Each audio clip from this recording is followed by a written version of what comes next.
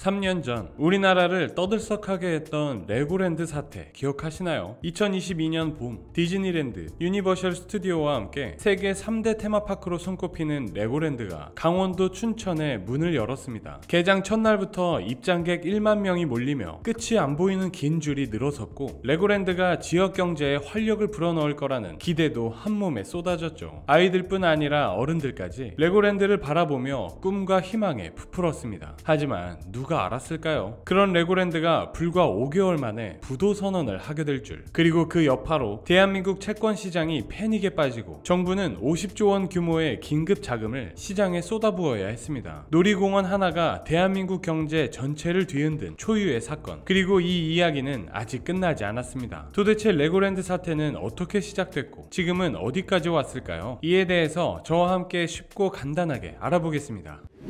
레고랜드는 장난감 레고를 테마로 만든 놀이공원입니다. 레고로 쌓아 올린 거대한 세상, 어릴 적 상상 속에서만 존재하던 그 모습이 현실이 되는 곳이죠. 아이들에겐 정말 천국이나 다름없는데요. 그런데 어른들 사이에서는 이 레고랜드가 유격훈련장으로 불린다는 사실 알고 계시나요? 엄마 아빠가 직접 줄을 힘껏 잡아당기거나 펌프질을 쉴 새 없이 해야 작동하는 놀이기구들이 있기 때문입니다. 아빠들은 각오하고 가야 할 것 같죠. 간혹 다른 집과 속도 경쟁에 불이 붙어 땀을 뻘뻘 흘리며 아빠들이 자존심 싸움을 하는 진풍경이 펼쳐지기도 한다는데요. 놀이공원인가 막노동인가 라는 후기가 이어지고 어른들의 유격랜드라는 별명까지 생겼습니다. 그동안 우리나라엔 이런 글로벌 브랜드의 테마파크가 없었죠. 그래서 레고랜드가 국내에 개장한다는 소식은 당시에 정말 큰 화제를 모았습니다. 전 세계에서 10번째로 문을 여는 레고랜드이자 한국에서는 최초의 글로벌 테마파크였으니까요. 그런데 사실 레고랜드는 그 문을 열기까지 정말 많은 우여곡절을 겪었습니다. 완공까지 무려 10년 넘는 세월이 소요됐죠. 이 이야기는 2011년으로 거슬러 올라가는데요. 2011년 레고랜드 사업권을 갖고 있던 영국의 멀린 엔터테인먼트 그룹은 한국에 레고랜드를 짓기로 합니다. 이 소식은 발빠르게 대한민국 지자체로 퍼졌고 지역 경제에 도움이 될 거란 생각에 전국에선 경쟁이 치열해졌죠. 그리고 강원도가 그 유치전에서 승리를 거머쥐게 됩니다. 이에 강원도는 어렵게 얻어낸 기회답게 레고랜드 부지를 무려 100년간 무상 임대하겠다는 파격 조건을 제시하며 지원을 아끼지 않았습니다. 세계적인 브랜드의 테마파크를 유치해 춘천을 관광 허브로 만들겠다는 야심찬 청사진이 그려졌죠. 그렇게 레고랜드 조성 사업은 급물살을 탔고 2015년 개장을 목표로 레고랜드 건설은 속도를 내는데요. 그런데 개장 목표 시점을 딱 1년을 앞둔 2014년 공사가 한창이던 현장에서 예상치 못한 일이 벌어집니다. 바로 땅속에서 선사시대 유적이 발견된 거예요. 이 발견은 유물 한두 점이 나온 수준이 아니었습니다. 발굴을 시작하자 유물들이 대거 쏟아져 나왔고 그 규모는 상상 이상이었습니다. 학계 전문가들은 우리나라에서 발견된 선사시대 유적지 중 가장 큰 규모라고 흥분했죠. 물론 이는 학계엔 정말 반가운 소식이었지만 레고랜드를 건설하던 강원도 입장에선 참 난감한 상황이 돼버렸습니다. 결국 레고랜드 건설 공사는 상당 기간 중단될 수밖에 없었죠. 이후 유적 훼손을 최소화하기 위해 테마파크 공사 위치와 설계를 수정하고 유적지 구역에 박물관을 만들기로 약속하면서 5년 만인 2017년에야 공사는 겨우 재개되는데요. 이런 걸 두고 운이 안 따라준다고 해야 할까요? 겨우 공사를 재개하고 수년 내 개장을 목표로 건설에 박차를 가하던 그때 얼마 못 가 또다시 일이 터지고 맙니다. 바로 코로나19가 덮친 거죠. 이 때문에 공사도 제속도를 낼 수 없었습니다. 팬데믹에 온 사회가 거리두기가 한창인데 놀이공원 개장이라니 있을 수 없는 일이었죠. 이런 우여곡절 끝에 레고랜드는 처음 계획보다 무려 7년이나 늦은 2022년 5월에야 개장을 하게 됩니다. 정말 그 과정이 쉽지 않았죠. 그런데 일단 이러한 우여곡절 끝에 개장을 하긴 했는데 레고랜드의 풍파는 이게 끝이 아니었습니다. 바로 돈이 문제였죠. 공사 기간이 계속 연기되는 사이 사업비는 계속 나갔고 강원 중도개발공사의 빚이 너무 많이 불어난 거예요. 강원 중도개발공사는 사업 자금을 끌어오는 회사를 따로 세워 돈을 빌리기 위해 채권을 발행하고 자금을 끌어왔는데요. 채권은 쉽게 말해 차용증과 비슷한 개념입니다. 언제 얼마를 갚을지, 이자는 얼마를 지급할지를 적은 문서죠. SPC는 레고랜드를 짓기 위해 2,050억 원의 채권을 발행했고 금융사들은 이 채권을 받고 돈을 내어줬습니다. 이 과정에서 강원도는 만약 문제가 생겨 돈을 못 갚게 되면 강원도가 책임을 지겠다는 보증을 섰고요. 즉 채권 투자자 입장에선 강원도를 믿고 돈을 빌려준 거죠. 원래 원래 국가나 지자체가 발행하거나 보증하는 채권은 기업처럼 파산할 위험이 극히 적기 때문에 돈 떼일 걱정이 없고 신뢰가 높은데요. 그러던 2022년 9월 28일 지자체에 대한 시장의 강한 신뢰가 곤두박질 치는 일이 일어납니다. 강원도가 돌연 돈을 대신 갚아줄 수 없다고 폭탄 선언을 해버린 거예요. 레고랜드의 채무 2,050억 원을 갚지 않고 회생 절차에 들어가겠다고 발표했는데 빚 부담이 너무 크다는 게 그 이유였죠. 사실 레고랜드는 전임 강원도지사 때 추진된 사업인데 전 도지사 임기가 끝나고 새 도지사가 선출되자 전 지사 때 생긴 빚을 떠안지 않겠다는 정치적 선언의 성격도 있었습니다. 하지만 문제는 이 발언으로 국내 채권 시장이 그야말로 패닉에 빠지게 됐다는 거예요. 강원도처럼 지방자치단체가 보증한 채권은 국채처럼 안전자산 수준으로 여겨지는데 믿었던 강원도가 이를 갚지 않겠다고 해버리니 이건 그야말로 역대급 폭탄 선언이었고, 이 사건으로 채권 투자자들 사이에선 지자체가 보증을 선 채권도 돈이 떼이게 생겼는데 민간기업 채권을 믿어도 되나? 라는 불신이 번지기 시작했습니다. 이후 채권 시장은 급속도로 얼어붙으며 사태는 더욱 심각하게 흘러가죠. 돈맥경화라고 들어보셨죠? 말 그대로 돈에 혈관이 막힌다는 뜻인데요. 실제로 혈관이 막히고 혈액이 안 돌면 심장이 멎듯 돈이 안 돌면 경제도 멈춥니다. 채권을 사는 사람들이 없으면 채권을 발행해 사업자금을 마련하던 회사들은 갑자기 자금 조달이 막히게 됩니다. 특히 현금 동원력이 떨어지는 중소기업이나 중소형 건설사 같은 곳들은 그야말로 비상이죠. 그리고 이들 기업이 자금난에 빠지게 되면 연결된 하청업체나 협력업체도 같이 위기를 겪게 되고 말 그대로 기업들이 줄줄이 도산이 날 수도 있는 상황. 이렇게 되면 기업에 돈을 빌려주거나 보증을 선 금융사들도 휘청이며 우리나라 금융 시스템 전체가 위험해질 가능성이 커진 일촉즉발의 상황이었습니다. 상황이 이렇게 극악으로 치닫자 결국 이를 지켜보던 정부가 직접 나서게 되는데요. 정부는 50조 원의 긴급 자금을 투입해 진화에 나섰습니다. 회사채를 사들이고 금융기관에 자금을 공급하면서 꽁꽁 얼어붙은 시장에 개입했는데요. 이로 인해 강원도의 잘못된 결정이 위기를 부르고 혼란을 키웠다는 비판이 거세졌습니다. 2,050억 원의 빚을 갚지 않겠다 선언하는 바람에 50조 원의 정부 자금이 들어갔으니 호미로 막을 거 가래로 막았다는 얘기까지 나왔죠. 특히 당시 경제 상황은 금리가 높고 부동산 경기가 안 좋아 가뜩이나 부동산과 금융시장이 흔들리고 있던 때였거든요. 부동산 프로젝트를 믿고 PF로 돈을 빌려준 금융회사들은 제대로 돈을 돌려받을 수 있을지 그 가능성이 줄어들고 있던 때였는데 레고랜드 사태까지 터지며 위기가 더 커진 거죠. 금융시장은 곧 심리인데 금리 높고 부동산 경기 안 좋은 아슬아슬한 상황에선 특히 더 신중할 필요가 있었음에도 강원도의 결정은 불안한 시장에 불을 당긴 격이었습니다. 그리고 금융사들의 PF 대출 상황과 이 구조에 대한 취약성 문제점도 수면 위로 드러나는 계기가 됐죠. 이 시점에서 이런 의문이 드실 수 있습니다. 레고랜드 하나가 무너졌다고 우리나라 금융시장 전체가 출렁일 일이야 라고 말이죠. 그렇지만 여기에는 다 이유가 있는데요. 바로 우리나라 PF 구조 전체가 이미 불안정한 기둥 위에 서 있기 때문입니다. 잠깐 설명해보자면 PF, 프로젝트 파이낸싱은 건설 같은 프로젝트에 돈을 미리 끌어와서 진행하는 방식이에요. 돈 빌리는 주체가 신용이 약하면 강원도처럼 누군가가 보증을 서주기도 하고요. PF 사업은 돈 빌리는 주체의 신용이 아니라 프로젝트 사업성과 미래에 나올 수익만 보고 돈을 빌려주는데요. PF 자체는 전 세계적으로 흔히 쓰는 자금 조달 방식인데 문제는 한국에선 부동산 PF 시장 규모가 너무 크고 빠르게 불어났다는 겁니다. 시행사와 건설사들이 돈을 빌려서 또 돈을 빌리는 도미노 구조로 진입해 있고 수익성을 꼼꼼하게 검토하기보다 일단 짓고 보자는 분위기가 있죠. PF 사업에는 건설사, 시행사, 금융사, 보증기관 등 여러 주체가 얽혀 있는데요. 그러다 보니 어느 주체가 책임지고 리스크 관리를 할지 명확하지 않다는 문제점도 있습니다. 즉 PF는 신뢰로 굴러가는 구조인데 레고랜드 사태처럼 보증을 철회해버리는 사건이 터지면 전체 시장의 신뢰가 도미노처럼 붕괴되고 돈줄이 막히며 부동산, 금융시장의 전반적인 충격으로 확산되는 구조 위에 놓인 거죠. 이렇듯 정말 아찔했던 레고랜드 사태. 그렇다면 그 이후로는 어떻게 됐을까요? 결론부터 말씀드리면 정부 압박과 여론 비판에 강원도는 결국 세금으로 2,050억을 갚았습니다. 이렇게 사건은 일단락되는 듯 보였는데요. 그런데 문제는 여기서 끝이 아닙니다. 레고랜드는 3년 연속 적자를 기록 중인데요. 사람들을 불러 모을 야심찬 투자를 하거나 티켓을 저렴하게 내놓는 등 여러 시도를 하고 있지만 좀처럼 수익은 오르지 않고 있는 상황입니다. 상황이 이러자 강원도는 결국 강원 중도개발 중도개발공사를 강원개발공사와 합치겠다는 통합카드를 꺼냈습니다. 이대로 두면 강원 중도개발공사 돈만 깨지니 차라리 합쳐서 해결해보겠다는 겁니다. 강원개발공사는 강원도가 만든 공기업으로 아파트 분양 등 다양한 사업을 하는데요. 문제는 강원개발공사 역시 알펜시아 사업 실패 등으로 막대한 빚이 있는데 강원 중도개발공사의 빚까지 떠안으면 동반 파산 위기가 커지는 게 아니냐는 우려의 시선도 존재합니다. 통합은 약이 아니라 독이 될 수도 있다는 비판이죠. 혈세로 갚은 2,050억 원은 사실상 회수가 불가능해 보이고 위기만 점점 더 커지고 있습니다.